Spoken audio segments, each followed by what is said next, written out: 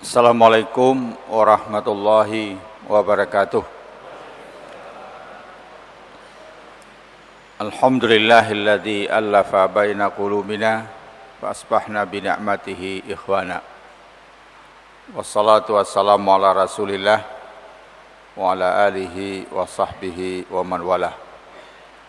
Asyhadu an la ilaha illallah wahdahu la syarikalah wa asyhadu anna Muhammadan abduhu wa rasuluhu la nabiyya ba'dah. Amma ba'd. Bapak dan ibu-ibu, saudara-saudari kaum muslimin, hadirin berbahagia dan juga mitra muslim dimanapun berada. Alhamdulillah kita senantiasa bersyukur kehadirat Allah Subhanahu wa taala yang selalu melimpahkan rahmat dan karunia-Nya kepada kita bersama.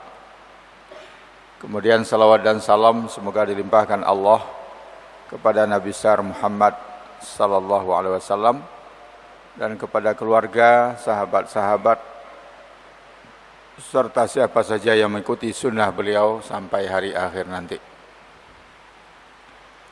Terima kasih saudara pembawa acara atau moderator.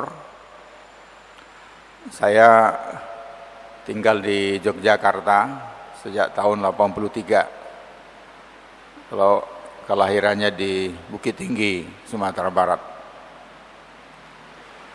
Aktif di Muhammadiyah. Sekarang menjadi salah seorang ketua yang membidangi tarjih dan tablik. Jadi urusan fatwa-fatwa, bimbingan keagamaan dan dakwah.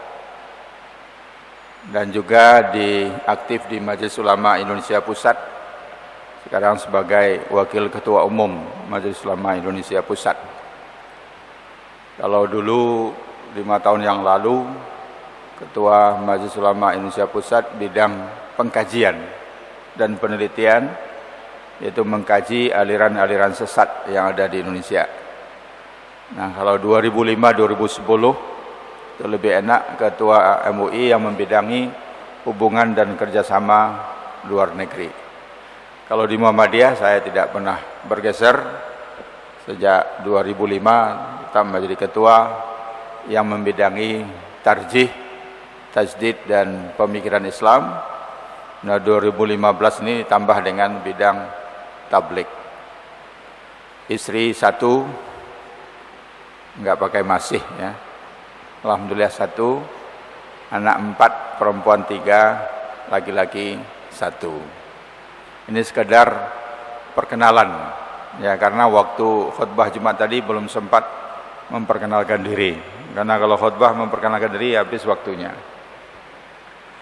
Nah, judulnya sangat menarik ya, sepertinya ada sebuah kerisauan.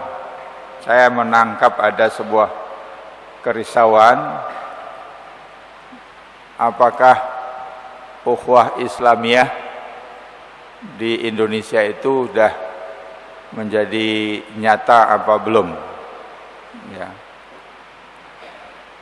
Tetapi sebelum membahas tentang realitas itu, kita lebih baik membahasnya secara normatif dulu, ajarannya dulu. Saya sudah dibantu tadi oleh anak kita. Ayatnya sudah dibacakan, yaitu surat Al-Hujurat ayat 10, 11 dan 12. A'udzubillahi minasyaitonirrajim. Bismillahirrahmanirrahim. Innamal mu'minuna ikhwatun fa aslihu baina akhawaykum wattaqullaha la'allakum turhamun. Sekarang mari kita lihat dari segi bahasa. Al-Quran tidak menyatakan innamal muslimuna ikhwatun. Enggak. Tapi innamal mu'minuna ikhwatun. Tapi istilah yang kita gunakan ukhuwah Islamiyah.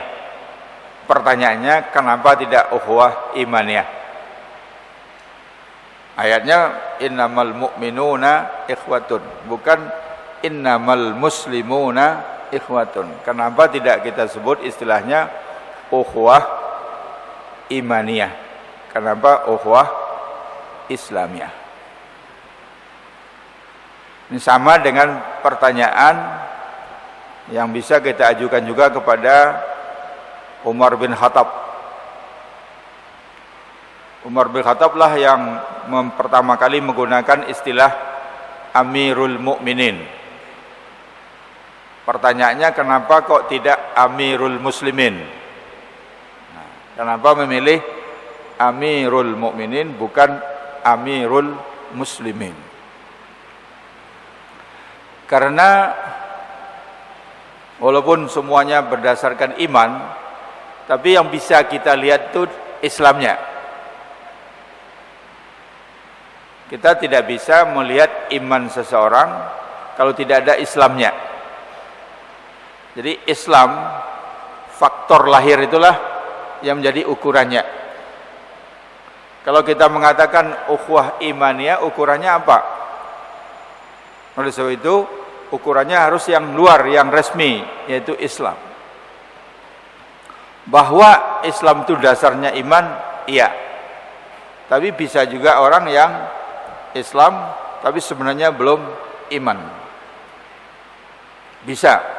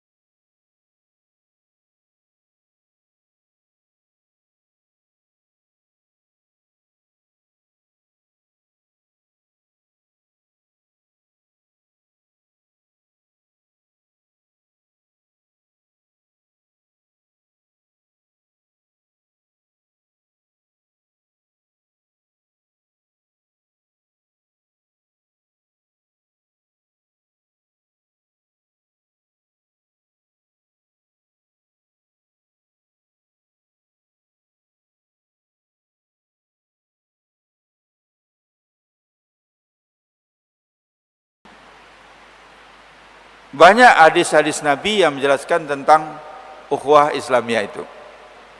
Ya. Jadi Nabi Muhammad SAW menjelaskan bagaimana seharusnya seorang Muslim bersaudara dengan Muslim yang lain.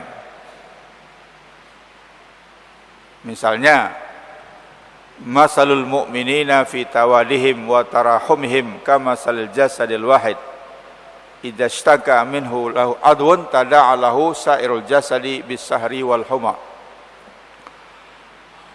Perumpamaan kasih sayang orang-orang yang beriman itu seperti satu batang tubuh. Apabila satu bagian tubuh sakit, yang lain ikut merasa tidak bisa tidur dan demam. Jadi satu batang tubuh ini solidaritasnya sangat tinggi.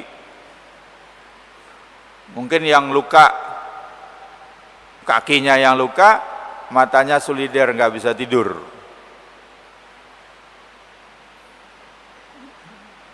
Jadi dimanapun umat Islam merasa sakit, kita harus ikut merasakan. Sekarang umat Islam merasa sakit di Suriah, kita di sini ikut merasa sakit. Umat Islam merasa sakit di Irak, kita di sini juga ikut merasa sakit. Umat Islam merasa sakit di Yaman, kita di sini juga ikut merasa sakit. Bukan mencelanya. Nah, itulah bertengkar terus, ini akibatnya. Bukan begitu. Di bagian manapun anggota tubuh kita sakit, seluruh anggota tubuh harus ikut merasakannya. Itulah persaudaraan Islam. Masalul mu'minina fi tawadihim wa tarahumihim kamasalil jasadil wahid idza ishtaka lahu adwun tada'a lahu sairul jasadi bis-sahri wal huma. Bahkan Nabi dengan menggunakan tubuh juga mengatakan kun kal yadaini wala takun kal udunaini. Jadilah kalian itu seperti dua tangan, jangan seperti dua telinga. Seperti tangan kanan dan tangan kiri saling bekerja sama, berbagi tugas.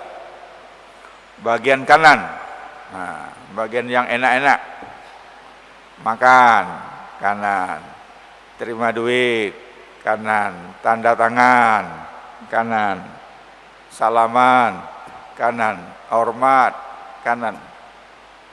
Kiri, nah, kalau ke belakang kiri yang kerja. Tidak pernah tangan kiri cemburu, iri hati nggak pernah. Mbok saya sekali-sekali, akhirnya sekali-sekali dia yang makan, sekali-sekali dia yang minum. Enggak, tolong menolong. Kalau kanan nggak kuat sendirian, kiri datang bantu bersama-sama. Kun kal yadaini wala takun kal udunaini. Jangan seperti dua telinga, nggak pernah mau ketemu. Telinga kanan pengen ketemu telinga kiri, dikejar telinga kirinya lari.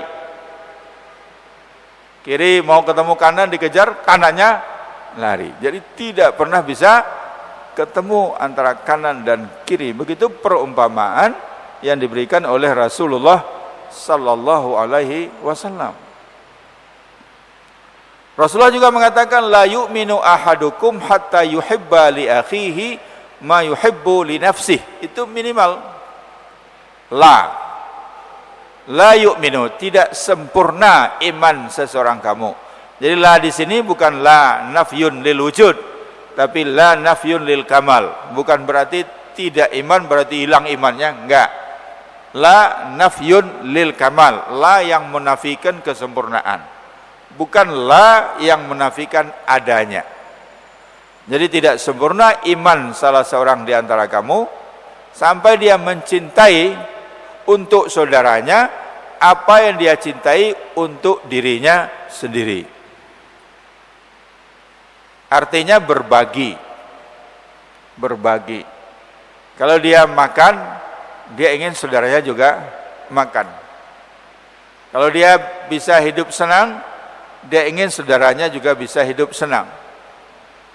Kalau dia mendapatkan nikmat, dia ingin saudaranya juga mendapatkan nikmat.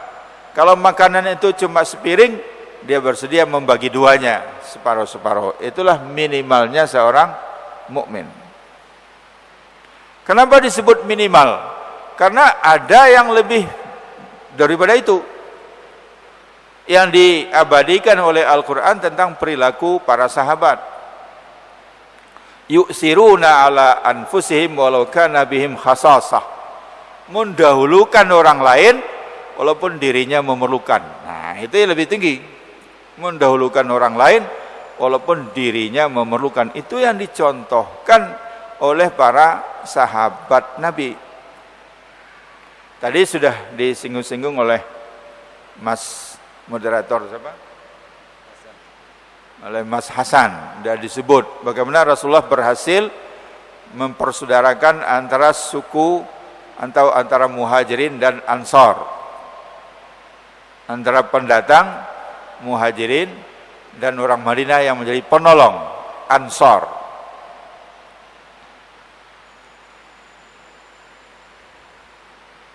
Mau berbagi, bahkan mau mendahulukan. Tapi sesama sahabat sendiri sudah sering terjadi mereka lebih mendahulukan saudaranya daripada dirinya sendiri. Suatu saat menjadi kebiasaan Nabi, kalau malam-malam setelah salat Isya ada tamu dari luar kota yang datang dan perlu menginap, Nabi tawarkan kepada jamaah, ini ada tamu kita, siapa yang bisa menampung malam ini di rumahnya? Nah, suatu saat Abu Ayyub Al-Ansari angkat tangan, siap membawa tamu ke rumahnya. Nah, jelas kalau dari maghrib sampai isya di rumah belum makan malam. Kayak sekarang ini kan belum pada makan malam. Kalau ada yang makan duluan tuh makan sore namanya.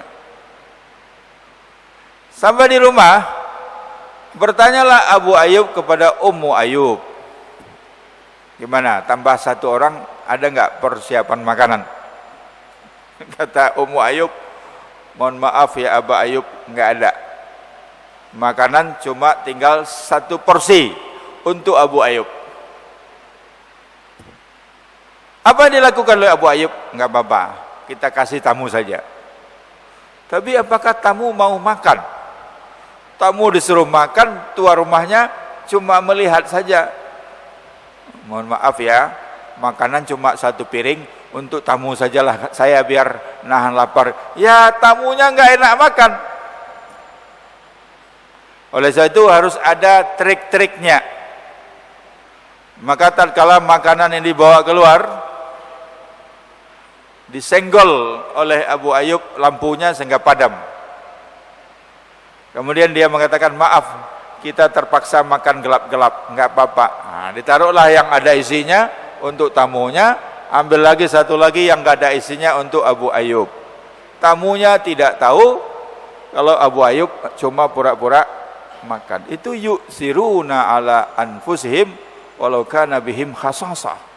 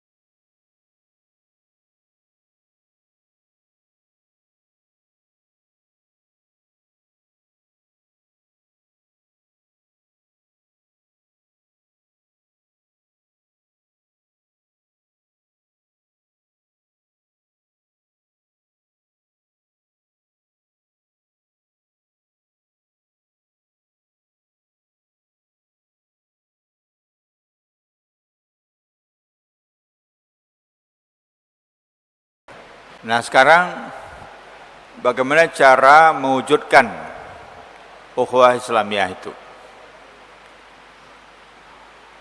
Ada 4 hal yang harus kita tempuh supaya ukhuwah Islamiyah itu bisa jalan, membumi, tidak cuma tergantung di langit. Karena ukhuwah Islamiyah itu indah dibicarakan, tapi sulit dilaksanakan. Tapi bukan tidak bisa dilaksanakan. Toh contohnya sudah banyak diberikan di zaman Rasulullah Sallallahu Alaihi Wasallam, bahkan juga di zaman sahabat-sahabat generasi yang terdahulu. Pertama yang harus kita lakukan adalah ta'aruf, saling mengenal. Saling mengenal. Jadi kalau kita berada di satu tempat, satu komunitas, ya supaya ada ukhuwah Islamiyah dalam komunitas itu saling mengenal. Bagaimana mungkin sudah bertahun-tahun salat berjamaah di Masjid Al-Irsyad Surabaya tapi nggak kenal? Nggak mungkin ada ukhuwah Islamiyah, kenal aja enggak. Harus ada saling mengenal, ta'aruf. Kalau ta'aruf itu dengan datang ke rumah masing-masing silaturahmi mungkin agak sulit, tapi di masjid paling mudah, berjamaah di masjid. Saling kenal mengenal apanya? Ya sedapat mungkin, sebanyak mungkin yang kita kenal lebih baik. Tidak hanya kenal namanya, pendidikan dia, latar belakang keluarganya, latar belakang agamanya, fahamnya, kalau ada madhabnya, kalau ada sakitnya apa, termasuk kegemaran makanannya apa dan pantangannya apa. Kalau bisa semua kita kenal. Jangan kita sampai salah. Ta'aruf, saling mengenal.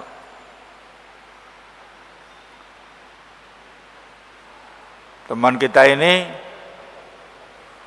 udah jelas dia sakit gula, kita jamu makan di rumah, manis semuanya.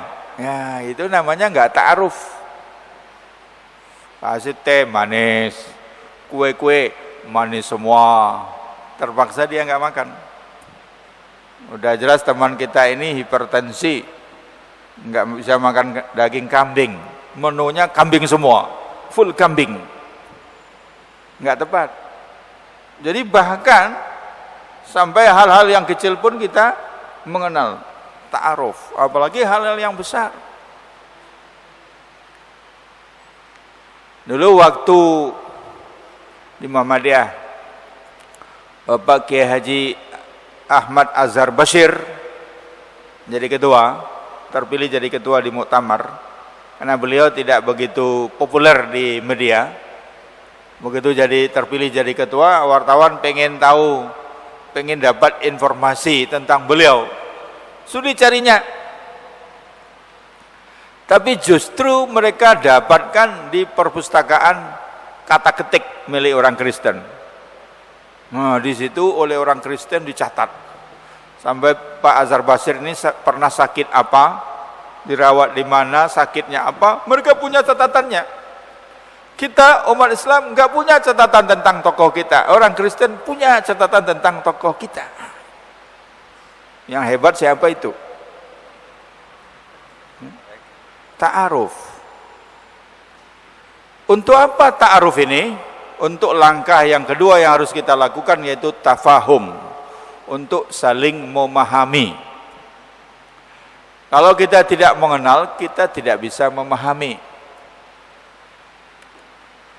Teman kita ini memang dari Sumatera Utara, orang Batak dia. Jadi kalau dia ngomong keras ya wajar, harap dimaklumi.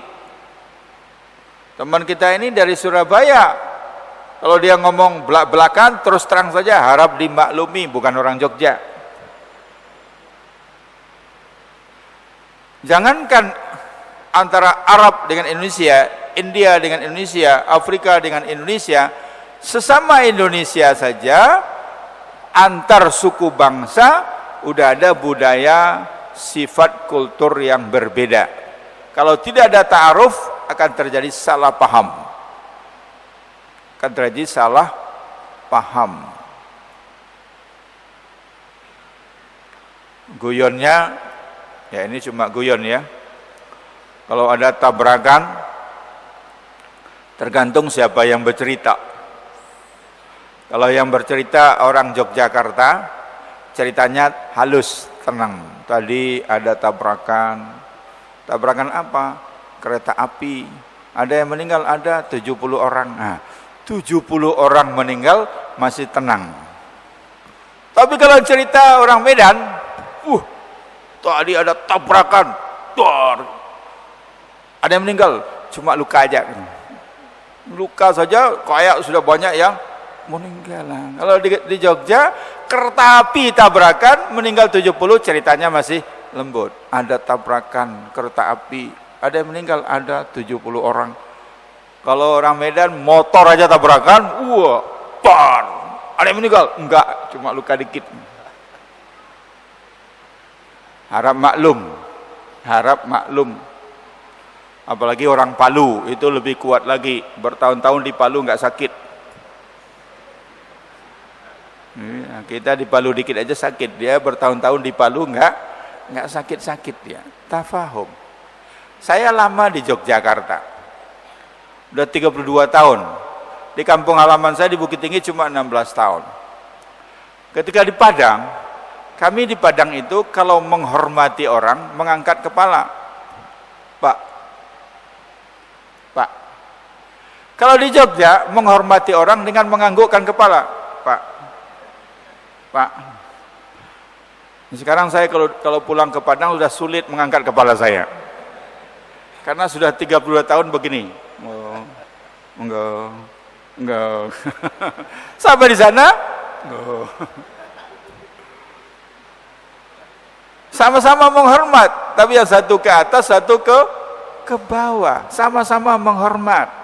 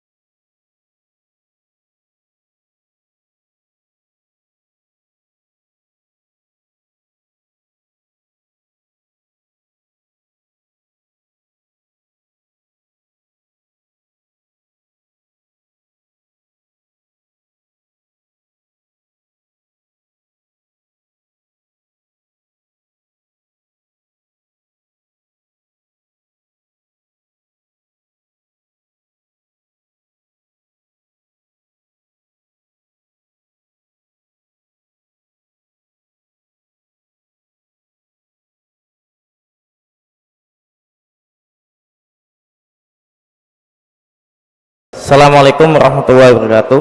Assalamualaikum warahmatullahi. Terima kasih Prof. Nama saya Musa Abdullah dari Surabaya. Tentang ukhuwah Islamiyah adalah sebuah yang diharapkan oleh hampir semua umat. Bahkan Rasulullah SAW pun pernah minta kepada Allah dalam doanya agar ukhuwah Islamiyah itu terjadi di kalangan umat Islam. Tetapi menurut beberapa riwayat bahwa doa itu tidak dikabulkan oleh Allah. Ya, pertanyaannya itu Prof, kenapa kok sampai begitu beratnya membangun ukhuwah Islamiyah itu? Baik, insya Allah bisa difahami. Nanti kita akan coba jawab ya. Penanya yang kedua. Bismillahirrahmanirrahim. Pak Profesor yang saya hormati dan saya cintai, saya Widodo Pak, Ahmad Widodo dari Kenjeran. Ya. Yang pertama, soal ukhuwah, saya sangat setuju dengan kata kunci dari Profesor tadi yang mengatakan bahwa ormas apapun namanya itu adalah alat perjuangan. Goalnya adalah Islam. Itu adalah insya Allah semua sepakat. Tapi lagi-lagi seperti yang disampaikan oleh saudaraku moderator tadi, indah diucapkan, prakteknya minta ampun. Yang saya ingin tanyakan kepada Pak Junahar adalah pertama soal ukhuwah ini, saya nggak habis pikir kalau itu terjadi di grassroots nggak apa-apa, tapi kalau sudah terjadi di elit itu yang memprihatinkan. Langsung contoh konkret, apakah tidak ada komunikasi antara elit ormas Muhammadiyah, NU, Al-Irsyad, apapun namanya yang lain gitu ya, termasuk mungkin Hizbut Tahrir gitu ya. Apakah tidak ada koreksi antar diskusi atau apa? Sebenarnya Majelis Ulama Indonesia itu forum yang bagus. Apakah itu nggak maksimal? Kok kemudian antara ormas kadang saling gebuki? Hizbut Tahrir yang memang dalam beberapa hal mungkin itu aset kita, tapi mungkin pikiran-pikiran yang cenderung Islam internasionalisme yang itu kemudian digebuki oleh ormas lain, mengatakan itu berbahaya bagi nation state kita. Itu yang pertama. Ya. Yang kedua, soal imamah. Bicara soal ukhuwah itu tidak akan terlepas dengan imamah. Sedih Ustadz, ketika kita sekarang ini, umat ini disuguhkan dengan sebuah manuver-manuver yang luar biasa dahsyatnya, ketika ada adigum yang mengatakan besok pimpinan negara ini tidak harus dipimpin oleh seorang muslim, lebih baik dipimpin oleh orang kafir yang adil, yang bersih, yang tidak korupsi, daripada orang muslim yang koruptor. Dan itu luar biasa. Nah, kami mohon guidingnya Ustaz, mohon bimbingannya. Dengan munculnya beberapa orang yang sangat dramatis untuk bisa menuju running RI 1 periode selanjutnya. Terima kasih. Ini kelas berat semua ini pertanyaannya ya, Prof ya. Mudah-mudahan menyejukkan apa yang beliau sampaikan begitu ya. Ini kayaknya bukan tipe orang Yogyakarta nih, Prof. Baik, yang jelas apa yang beliau sampaikan menarik sekali. Yang pertama adalah Rasul katanya dalam riwayat memang pernah berdoa ya, 3 doa, 2 doa dikabulkan, di antaranya umat muslim ini tidak akan pernah kelaparan, itu dikabulkan ya. Tapi di bab agar umat muslim ini tidak ada perpecahan, itu katanya nggak dikabulkan. Tidak dikabulkan. Bagaimana nih memahami hal itu? Kemudian kita kembalikan tentang konsep ukhuwah Islamiyah tadi, Prof. Baik, terima kasih. Yang pertama itu artinya Allah tidak ingin memberi umat Islam itu serba mudah. Harus ada usaha. Jadi mempersatukan umat, persatuan umat jangan sampai terjadi konflik itu pun juga harus diusahakan. Sehingga tatkala Rasulullah berdoa, ya Allah, jangan sampai umat Islam ini habis, dikalahkan semuanya oleh musuh, itu dikabulkan. Tidak akan. Umat Islam di dunia tidak akan pernah habis dikalahkan semuanya oleh musuh, itu dijamin. Jadi Allah menjamin Islam itu tidak akan pernah lenyap dari permukaan bumi, tapi tidak dijamin untuk Indonesia. Enggak ada jaminan. Enggak ada jaminan Islam tidak akan lenyap dari Indonesia, enggak ada. Harus kita usahakan sendiri. Lenyap dari Surabaya, enggak ada jaminan. Tapi kalau di dunia tidak lenyap, dijamin. Nah, yang ditolak itu, ya Allah, mohon supaya umat Islam bersatu terus, tidak ada konflik, enggak ada perpecahan, tidak diterima. Harus diusahakan. Nah, satu hal yang selama ini luput dari perhatian kita, mungkin di beberapa kampus sudah mulai ada, itu tentang konflik, resolusi konflik. Kita itu ibarat orang bisnis yang dihitung untung terus, manajemen resikonya enggak ada. Nah, padahal manajemen resiko itu penting. Wah, saya buka usaha travel haji umrah, kalau orang 3.000, saya 2.000 bisa. Hitung-hitungannya sudah masuk nih, 2.000 udah untung walaupun dikit. Nah, dia tidak memperhitungkan risiko.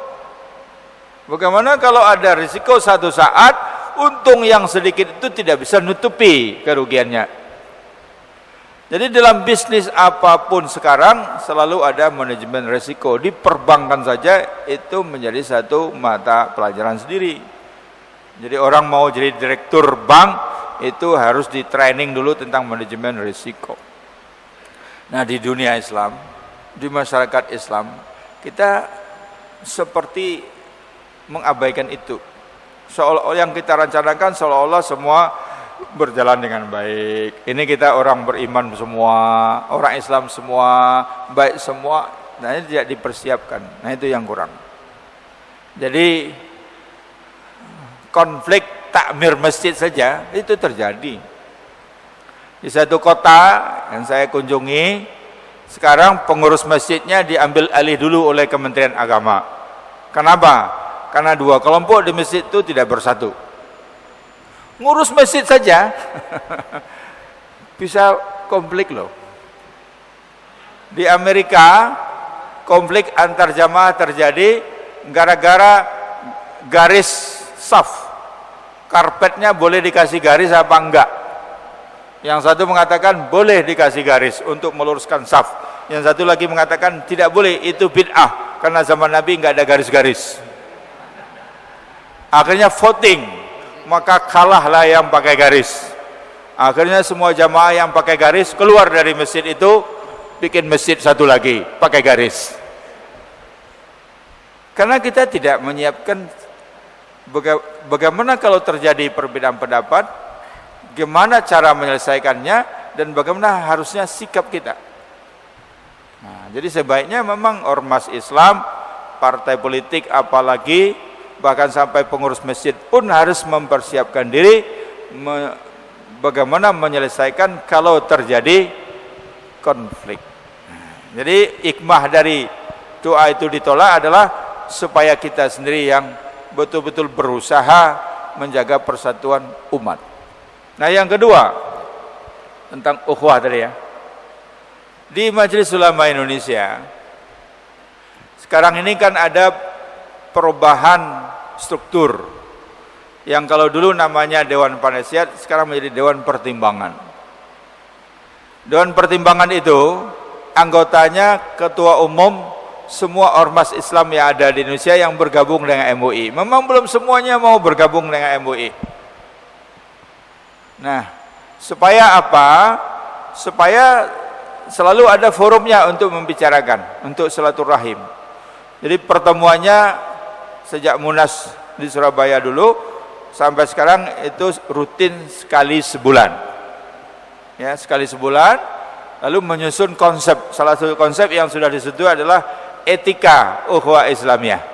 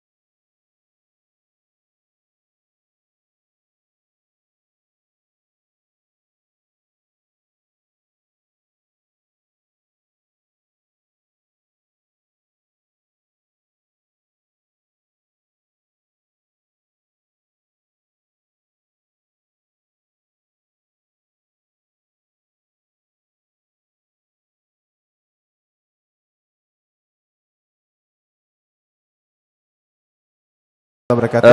Nama saya Fahad, Prof. Terima kasih diberi kesempatan untuk bertanya. Alamat saya di daerah Ampel, Boto Putih. Ya. Saya sangat setuju dengan program MUI atau ada etika ukhuwah. Karena mungkin ada ukhuwah Islamiyah, tapi ada juga mungkin saat ini ukhuwah Malikiyah atau rasa persaudaraan untuk menguasai seperti itu, Prof. Jadi saya setuju dengan ta'aruf, saya setuju dengan yang tadi disampaikan tentang tafahum, ta'awun dan takaful. Tetapi yang terjadi di masyarakat di bawah, ketika itu tidak ada takaful, jaminan, maka bisa jadi etika ukhuwah tidak ada. Sebagai contoh konkret di Surabaya, kita ini mohon maaf, secara klasikal untuk Muhammadiyah, Prof, ya, itu klasik dengan yang namanya metode hisab dalam penentuan Syawal ataupun Ramadan ataupun Idul Adha. Kita mengundang ustadz di luar pengajian tersebut, ya, mungkin di luar Ustadz Muhammadiyah, kita undang di amal usaha Muhammadiyah, di jamaah Muhammadiyah. Tetapi ini yang terjadi, etika ukhuwah tidak ada, sehingga mengatakan Muhammadiyah itu dalam hisab itu main-main, dalam beribadah main-main. Naudzubillah. Saya sebagai, mohon maaf saya katakan kader, saya sangat terpukul ketika ada seorang ustadz di dalam amal usaha Muhammadiyah, di dalam jamaah Muhammadiyah mengatakan seperti itu. Jadi mohon solusi bagaimana metode untuk mengatasi hal tersebut, sehingga yang namanya ukhuwah Malikiyah, persaudaraan untuk menguasai, ini tidak ada. Ya, bisa dipahami. Terima kasih. Assalamualaikum warahmatullahi wabarakatuh. Salam. Mungkin lebih pada etika dalam menyikapi khilafiyah begitu ya. Jadi kalau Majelis Ulama Indonesia itu memisahkan mana yang masuk kategori ikhtilaf dan mana yang inhiraf. Kalau ikhtilaf itu perbedaan pendapat masih dalam koridor ma'ana alaihi wa ashabi. Jadi Rasulullah mengatakan selama masih ikut jalan Nabi, ikut jalannya para sahabat, itu masih ikhtilaf. Nah, kalau ikhtilaf jawaban kita adalah toleransi. Untuk semua ikhtilaf kita toleransi. Tasamuh. Nggak bisa kita maksa. Nggak bisa maksa semua orang, semua kelompok umat Islam ini sama dengan kita, nggak bisa. Kita yakin pendapat kita, tapi kita hormati pendapat orang lain yang berbeda. Itu namanya toleransi. Tapi kalau untuk inhiraf, menyimpang, sudah keluar dari jalan Nabi, jalan para sahabat, menyimpang dari Al-Quran dan Sunnah, tidak ada lagi toleransinya. Yang ada adalah amputasi. Harus. Dokter itu kalau toleransi mati pasiennya. Dokter harus bertindak tegas. Ini kaki bapak harus dipotong. Jangan bilang dokternya kejam karena ingin menyelamatkan nyawa orang tadi. Untuk menyelamatkan nyawa, kalau perlu kakinya dipotong. Itu namanya amputasi. Jadi tidak semuanya toleransi. Jangan keliru. Demi ukhuwah lalu semuanya dikumpulkan. Aliran sesat pun juga ukhuwah, nggak bisa. Nah, MUI itu berperan satu mengkajinya, kemudian mengeluarkan fatwa. Nah, setelah itu tindak lanjut. Nah, tindak lanjut dari Majelis Ulama Indonesia itu kepada yang berkuasa, yang punya otoritas. Kita berikan rekomendasi, kita berikan saran. Karena MUI bukan eksekutif, MUI nggak bisa bertindak. MUI bisa mengatakan satu faham sesat, tapi tidak bisa melarangnya. Karena urusan larang-melarang itu domainnya pemerintah. Ahmadiyah pun sampai sekarang, walaupun sudah berkali-kali MUI mengkomunikasikan, belum bisa dilarang. MUI sudah tegas mengatakan Ahmadiyah itu sudah di luar Islam, baik Qadianiyah maupun Lahore, dua-duanya sama, nggak dibedakan oleh Majelis Ulama Indonesia. Oleh sebab itu dikomunikasikan dengan Menteri Agama, dikomunikasikan dengan Kapolri, dengan Jaksa Agung, Menteri Dalam Negeri, gimana solusinya? Sampai sekarang belum ditemukan solusinya. Begitu. Jadi sampai segitu peran dari Majelis Ulama Indonesia. Cuma prinsip yang harus kita pegang adalah biar tidak keliru, untuk perbedaan pendapat toleransi. Kalau untuk penyimpangan amputasi. Kalau semuanya diterima, berarti kita nggak jelas nggak jelas pahamnya. Ya, saya pernah diundang dalam satu forum, ya semuanya ada. Karena memang pihak pengundang itu cara memandangnya semuanya adalah pokoknya semuanya Indonesia. Tidak peduli dia sesat atau tidak sesat, dia nggak ada urusan. Terserah dia. Tapi kalau bagi kita, bagi umat Majelis Ulama Indonesia, tentu tidak bisa disamakan semuanya. Tetapi yang penting itu adalah kita mengajak. Ini tidak hanya mengatakan kamu sesat terus apa? Enggak. Kamu sesat, kalau begitu kembalilah ke jalan yang benar. Kalau perlu ngaji kita bantu, kalau perlu diskusi kita diskusi. Jadi harus ada, kita tawarkan jalan keluarnya. Makanya orang-orang yang sesat itu tidak cukup di penjara saja, tidak cukup hanya di penjara, tapi harus dibina. Seperti di Malaysia. Malaysia itu kalau ada aliran yang sesat, tokohnya ditangkap, di penjara, di tahanan, didatangkan ulama-ulama untuk berdiskusi, menyadarkan dia.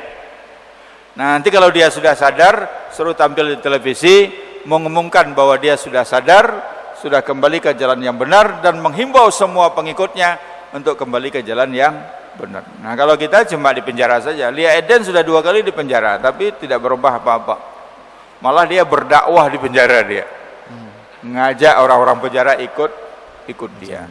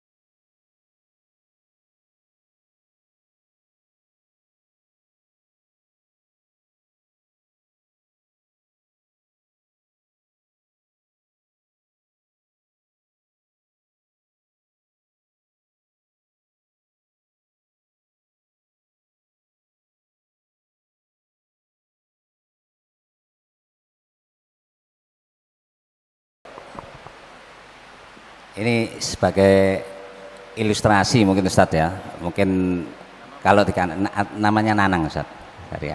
Sebagai ilustrasi mungkin pertanyaannya mohon moderator dipending dulu, tidak keburu-buru ditanya dulu ya. Saya memberikan ilustrasi dulu bahwasanya dalam konteks yang kemarin ada pertemuan di Jakarta Global Unity Forum, itu yang diprakarsai oleh Banser.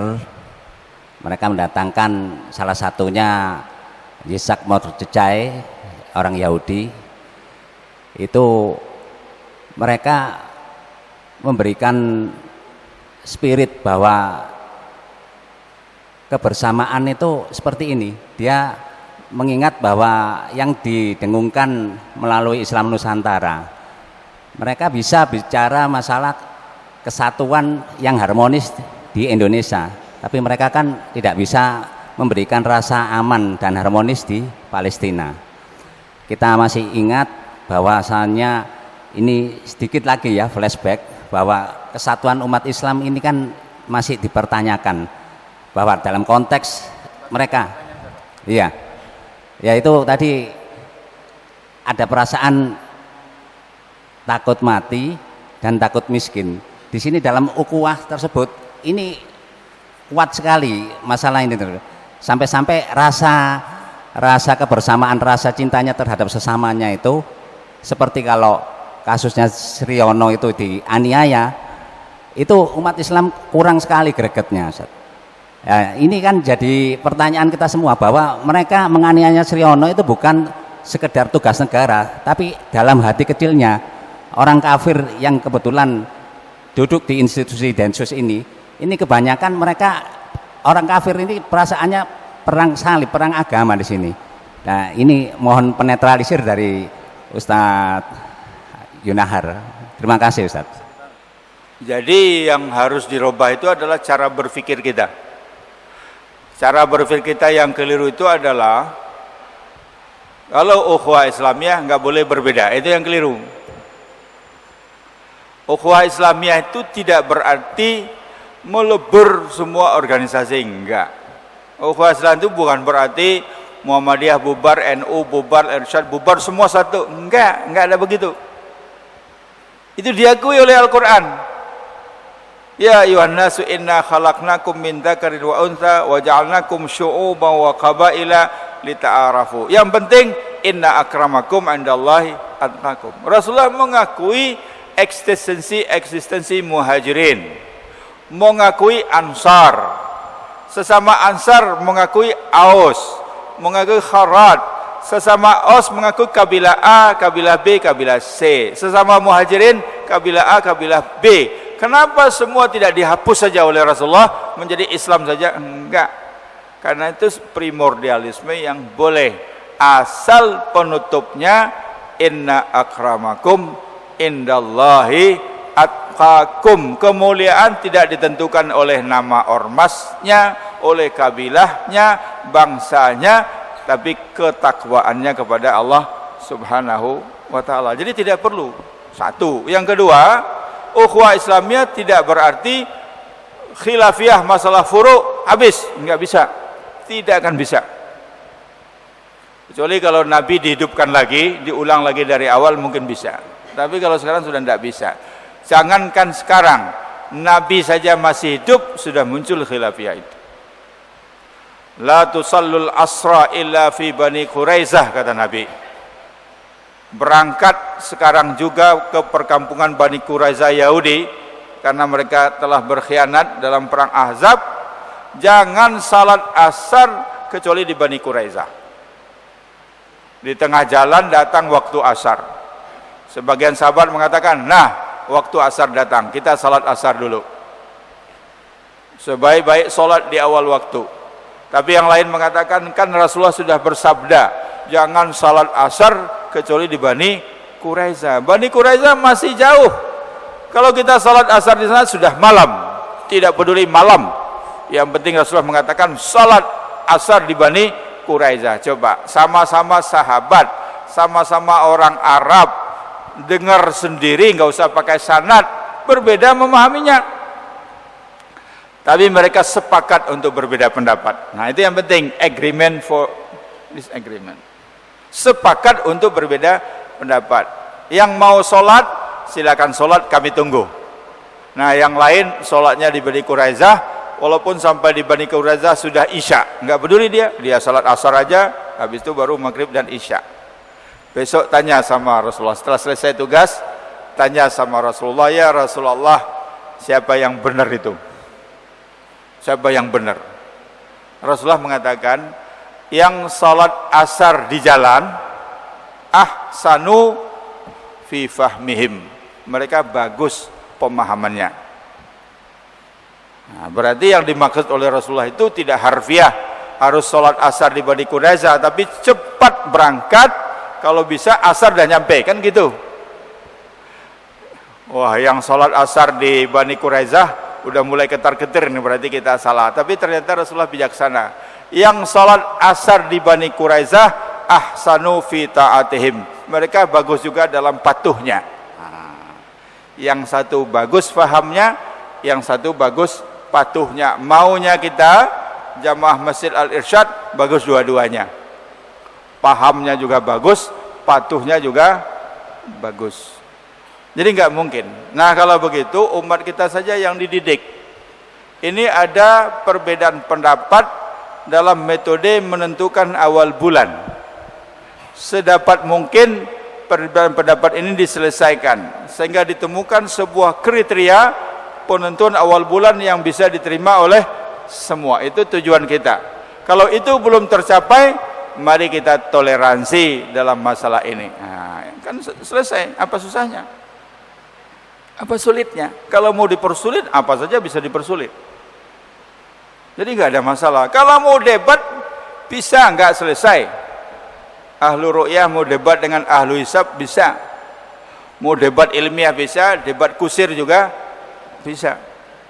Tapi kan apa gunanya? Sehingga usahakan terus menerus ketemu pendekatannya ilmiah, pendekatan akademik, pendekatan ilmiah.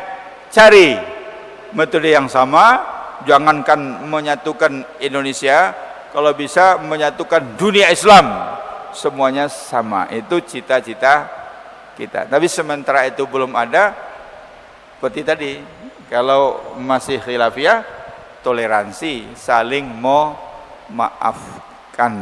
Kalau menyimpang, sudah baru amputasi.